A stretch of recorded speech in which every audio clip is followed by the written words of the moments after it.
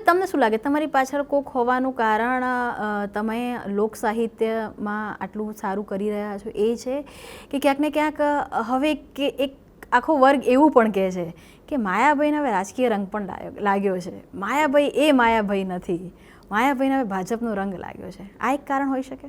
ના, હવે તો મારું 57મું વર્ષ ચાલે, 57 પૂરા થયા. મને જિંદગીમાં કોઈ દી એ રંગ નથી લાગ્યો. હા, જે પક્ષના, જો આ સરદાર વલ્લભભાઈ પટેલની વાતો કરીએ છીએ, પ્રોગ્રામમાં આવે જ છે, કોઈ પ્રોગ્રામ બાકી ન હોય કે એખાદી વાત એવો કોઈ પ્રસંગ વલ્લભભાઈનો આવ્યો હોય તો કેમ એમ નથી કહેતા કે તમે કોંગ્રેસની વાત શું કામ કરો છો?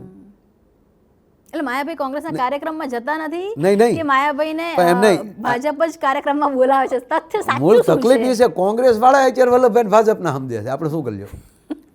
મતલબ કે અમે સારી વ્યક્તિની જ વાત કરી હોય છે, સારા પ્રસંગની વાત કરી હોય એટલે.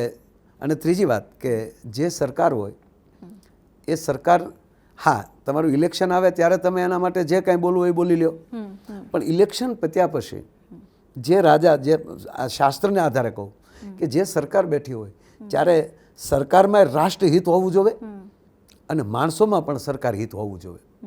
તમે ચાલુ ઓલે બદલાવી નથી શકવાના.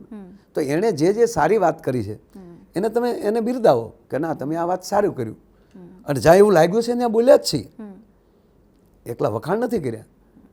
જ્યાં ખરાબ નથી બનતી હે ના, એ નહીં કરે એ માણસો, કે કારણ કે જેને ડાયરા નથી સાંભળવા, જે આખા એક મેં કીધું ને કે એક એવા વિષય છે કે જેને તમે રામનું નામ લ્યો છો તોય એને તકલીફ પડે છે, તમે સ્ટેજ ઉપર ધર્મની વાત કરો છો તોય એને તકલીફ પડે છે. અરે છોડો, તમે ખાલી સ્ટેજ ઉપર એકતાની વાત કરો તોય એને તકલીફ પડે છે. તો એક વર્ગ એવો કૂદીને આવશે કે તમે આવી રીતે એકતાની વાત શું કરી શકો, આમ તેમ ફલાણું.